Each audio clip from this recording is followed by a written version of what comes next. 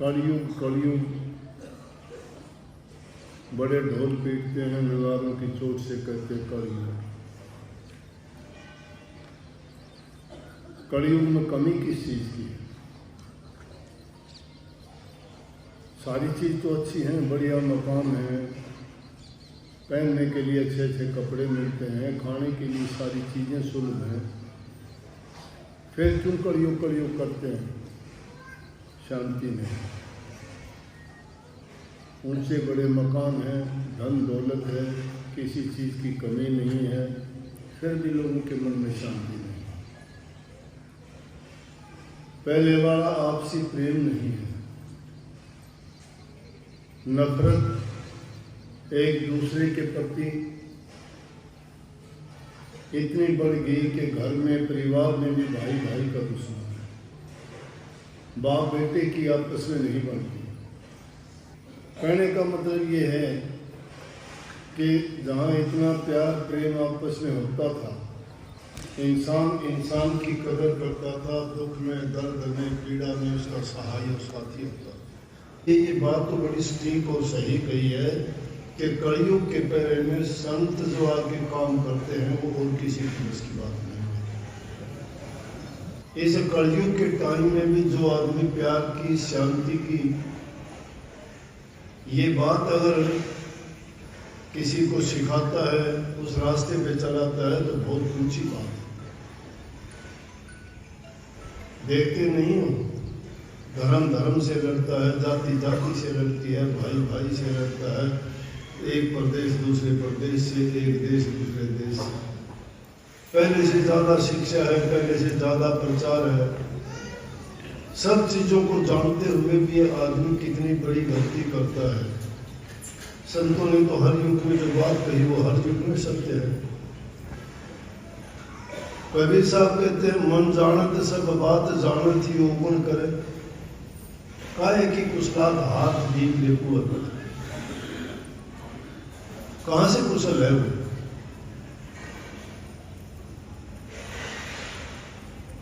क्योंकि अजानता है। मन सब बातों को जानता है, जानते हुए भी वो काम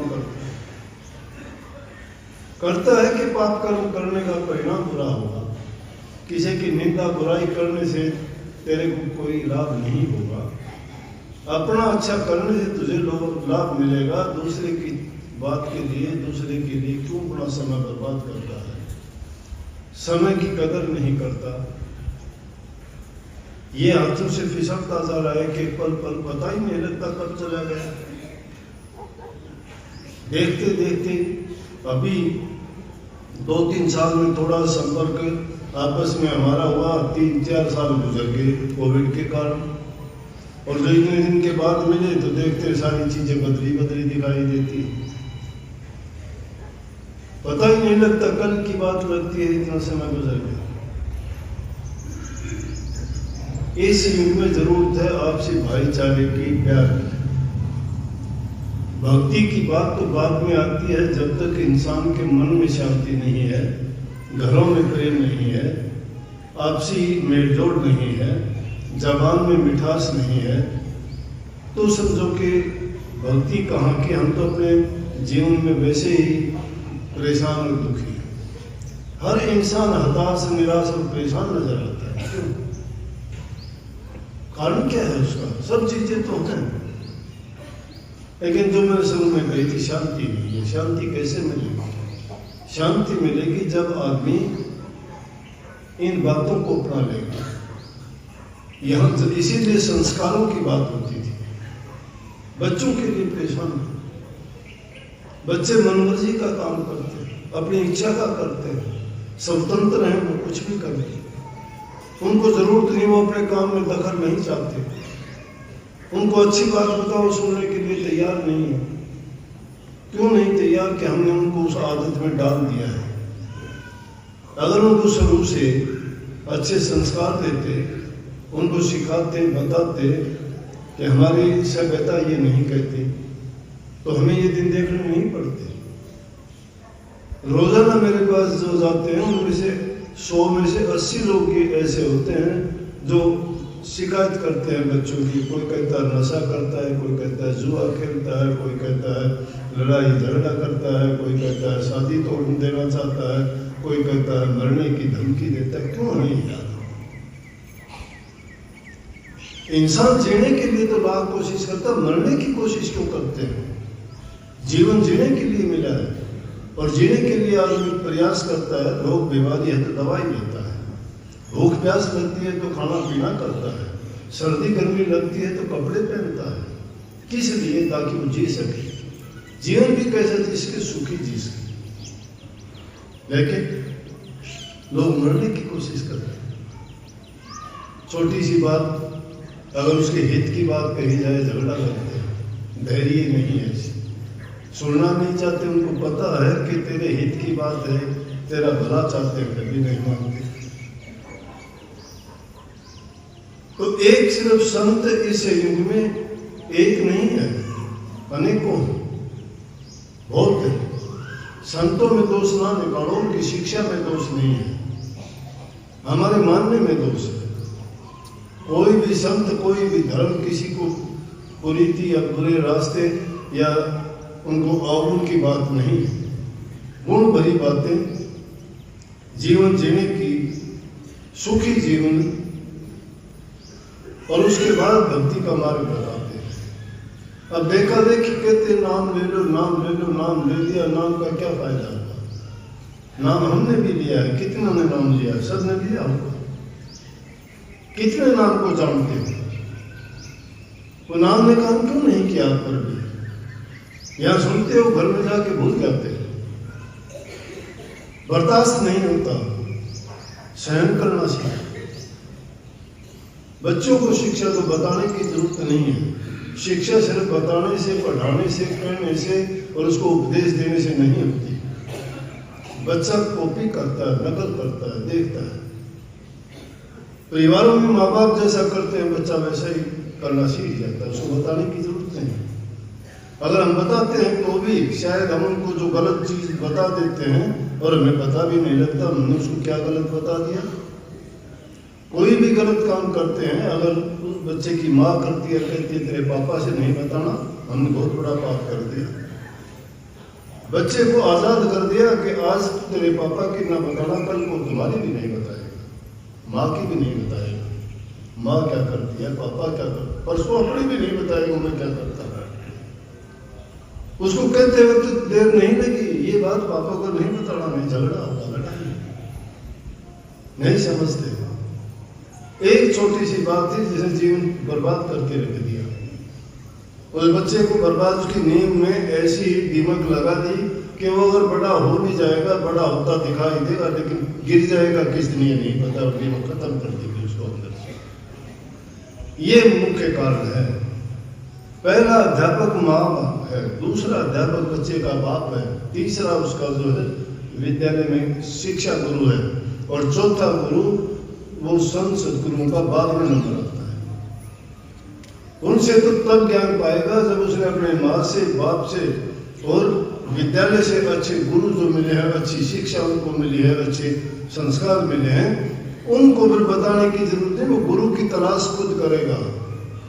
उनको ये कहने की जरूरत नहीं सत्संग में चल, उनको ये कहने की जरूरत नहीं गुरु के पास जा, उनको ये कहने की जरूरत नहीं तो कि उनसे दीक्षा लेके भक्ति करे या प्रभु को याद करे।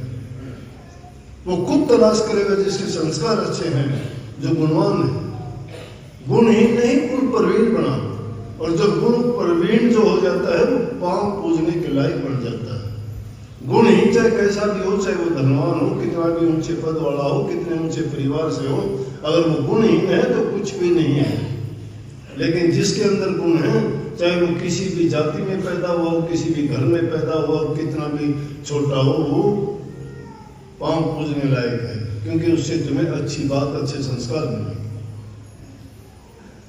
भक्ति के लिए ये चीज नहीं है कि नाम लेके जाके बैठ जाओगे, तीन चीज तुम्हें बता दी कि नाम का सुमरण ऐसे करना है, ध्यान ये करना है, और शब्द को इस तरह से सुनना है। उनका नंबर तो पता नहीं कब आएगा, नहीं आएगा। उनको करने की जरूरत ही नहीं है। उनकी तो पहली और आखिरी सीढ़ी मैं कहता हूँ नाम का सुमरण ही बहुत है। नाम का सुमरण भी जिसका उसको कुछ करने की जरूरत ही नहीं रहती। आज से पहले नाम, ये कलयुग में तो नाम इतना, पहले तो मंत्र जपते थे, उनसे ये आदमी को बड़ी शक्तियां हासिल होती है। अब नाम कलयुग में प्रधान होते हुए भी क्यों नहीं हासिल होता कुछ भी। और उस नाम के बारे में जिसको हम नाम, किसको नाम कहते हैं, 4 अक्षर का नाम लेके 5 अक्षर का नाम लेके हम समझ लेते हैं नाम मिल गया मेरा कल्याण हो गया। इस तरह से कल्याण नहीं होगा। उसके लिए जो जरूरी चीज है, इंसान का चरित्र अच्छा होना जरूरी है, उसके घरों में माहौल अच्छा होना जरूरी है, प्यार प्रेम होना चाहिए, उनके अंदर शील सबल संतोष जैसी चीजें उनके चरित्र में शामिल होनी चाहिए। छल कपट और बेईमानियां जहाँ काम करती हैं, वो लाख भक्ति किया करो, लाख नाम जपया करो और लाख सत्संगों में रहा करो, लाख सेवा किया करो, रात दिन कुछ नहीं मिलने का। जो सेवा आदमी श्रद्धा सहित, एक श्रद्धा सहित करता है, एक श्रद्धा से रहित करता है। श्रद्धा सहित सेवा तो करता है, श्रद्धा जिसके दिल में है वो करता है, उसको नाम सब वही मिल गया उसको, वो परवाह ही नहीं करता क्या करता है। आप लोग भी करते हो सेवा, वो नकल अच्छी की है कि हाँ सेवा करनी चाहिए। सर्दी गर्मी भी बर्दाश्त करते हो, देखता हूँ कि खाना बनाने के लिए बहने भट्टी के ऊपर बैठे रहते, पसीना चलता रहता है, अग्नि सामने होती है, 2 मिनट आदमी खड़ा नहीं हो सकता, और ये 5-5, 6-6 घंटे बैठ के रोटियां पकाती हैं, पकाती हैं। आसान काम नहीं है, लेकिन उस टाइम में कौन सी काम करती है, वो तुम्हारा बड़े से बड़ा तप है, वो तुम्हारी बड़ी से बड़ी साधना है। वहां तुमने मन से काम लिया है, वहां तुमने मन को हरा दिया है। मन तो चाहता है, मन कभी नहीं चाहता, गर्मी नहीं बर्दाश्त करेगा। ओहो पंखा चलाओ, कूलर चलाओ, एसी चलाओ, ठंड हो तुम ठिठोगे, अग्नि जलाओ, अच्छे कपड़े पहनो, लेकिन जानबूझ के जो अग्नि के सामने बैठा है वो परवाह नहीं करता। मन तो कहता है ना ना ये नहीं करना, लेकिन तुम करते हो, वो नाम की ताकत है, वो श्रद्धा है तुम्हारी, वो सेवा, वो विश्वास है, वो दृढ़ विश्वास ना तुम्हें बीमार होने देता है। इतनी गर्मी, इतना पसीना निकलने वाला आदमी तो बीमार हो जाएगा, लेकिन एक भी कभी बीमार नहीं देखा मैंने। ये सेवा भक्ति है, भक्ति में इसी प्रकार से लीन होना पड़ता है। जब वे उस नाम में भी इसी तरह से लीन हो जाओगे, जिस प्रकार से वो सेवा करते हुए लीन होते हो ना, तो तुम्हारा ध्यान भी, तुम्हारा शब्द का सुनना भी, प्रकाश का देखना भी, नूर का पाना भी, और सारी सिद्धियां शक्तियां आप में सब आ जाएंगी, स्वाभाविक रूप से आएंगी। कोशिश करने से नहीं, कोशिश करने से तुम्हारी ख्याली भक्ति होगी, वो तुम वैसे ही सोच और ख्याल से भक्ति जो करना चाहोगे वो नहीं। पहले पाक साफ हो जाओगे, दिल से पवित्र हो जाओगे, और फिर वो काम करोगे, बढ़ती चली जाएगी, बढ़ती चली जाएगी। एक दिन का काम नहीं है। ये ना सोचो कि मैं करके क्या कर लूंगे, 2 दिन, 4 दिन, 10 दिन, 2 साल, 4 साल करके बैठ जाओगे क्या? ये जीवन पर्यंत काम है।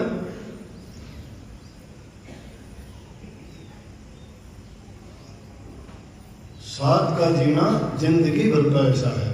इस प्रकार से भट्टी के सामने खाना बनाते हैं, दिखाई नहीं देता, चौकसी करनी पड़ती है, पहरेदारी करनी पड़ती है, मन की करनी पड़ती है, कोई आदत ना बिगड़ जाए उसकी करनी पड़ती है।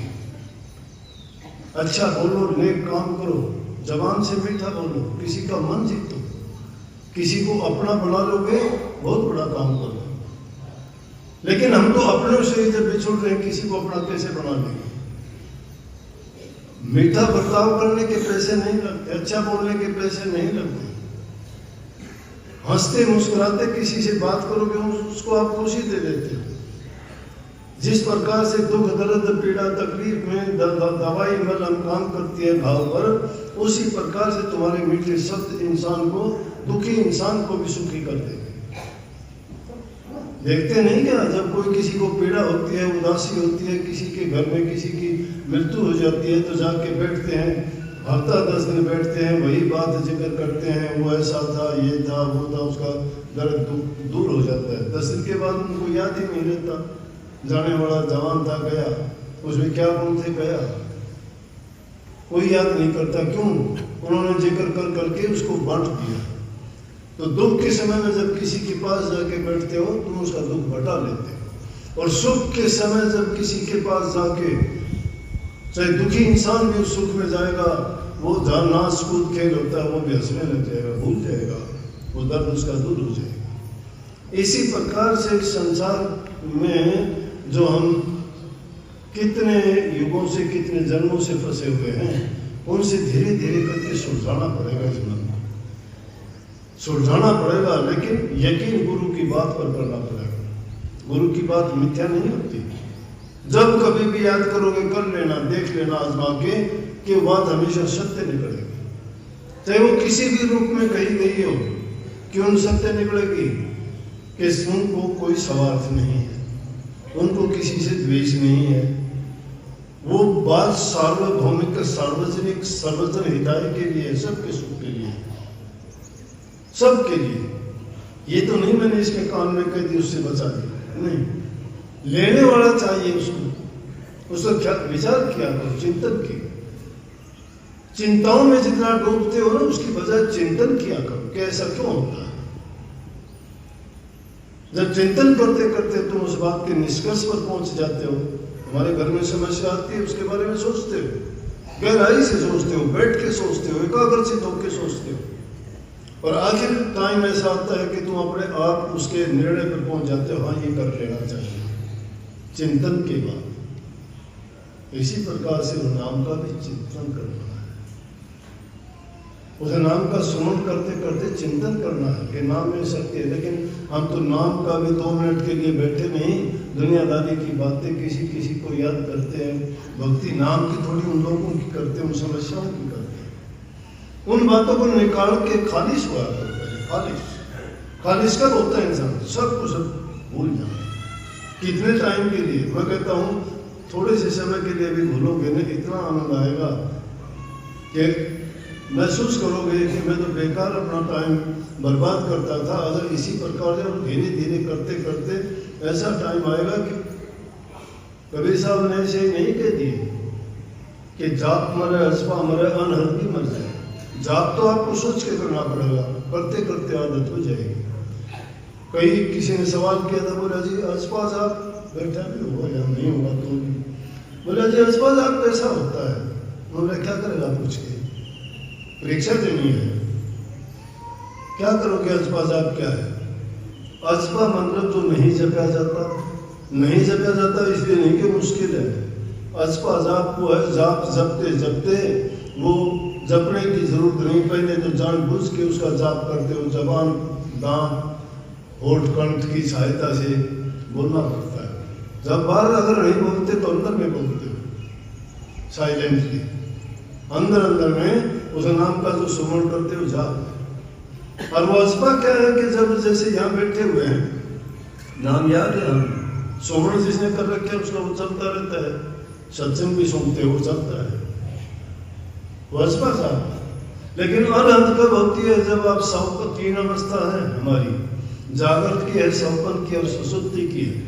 वो तीनों अवस्थाओं में ही जब जागृत हो जाता है, नाम कभी नहीं सोता है। नाम इसी प्रकार से चलता रहता है जिस प्रकार से हृदय की गति हमारी चलती रहती है, वो अनंत है, वो रुकता ही नहीं है। तुमने उसको उसके अंदर पिरो दिया है बाड़ा की तरह से। तुम्हारा दिल चलता है तो वो भी चलता रहता है, भूलते नहीं उसको। कोई भी काम करते रहो। इसीलिए तो कबीर साहब जैसे संतों ने क्यों कहा, सबने कहा कि भाई मैं काम अपने हाथ से करता हूँ, मैं नाम भजने का टाइम ही कहाँ है, भजने की जरूरत ही कहाँ है उसको।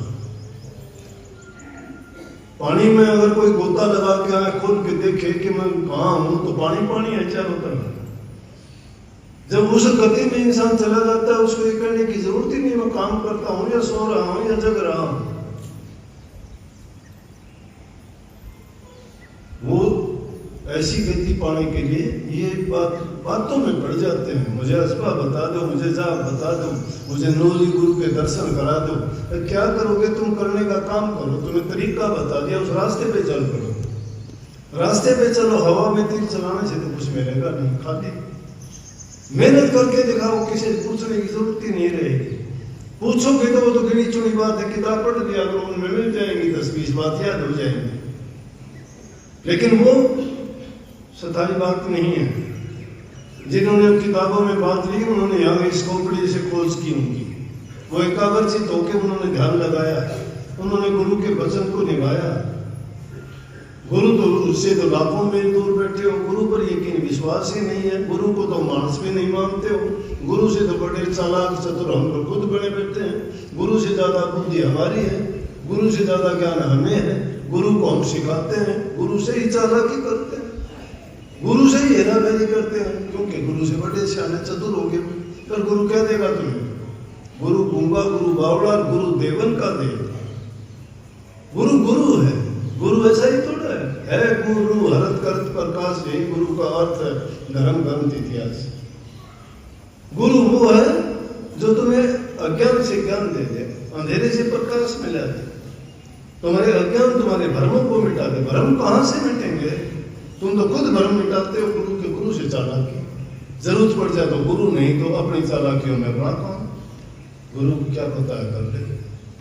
अरे गुरु जब नहीं जानता है, गुरु को ऐसा ही मानता है, तो गुरु से लेगा क्या? अगर ले भी गा तो तेरा उससे काम भी नहीं चलेगा। गुरु से वो नाम की भीख मांग। गुरु से हमेशा ये मांग किया करो कि मेरा मन बुद्धि और चित्त को आप शुद्ध और पवित्र बना दो, मेरा विश्वास दृढ़ बना दो, मेरा संकल्प सही बनाओ, जिसके कारण मैं सही रास्ते पर चलूं, प्रभु की भक्ति करूं, मेरा जीवन सफल हो और इन बुराइयों से बचूं। सबको बहुत बहुत आशीर्वाद।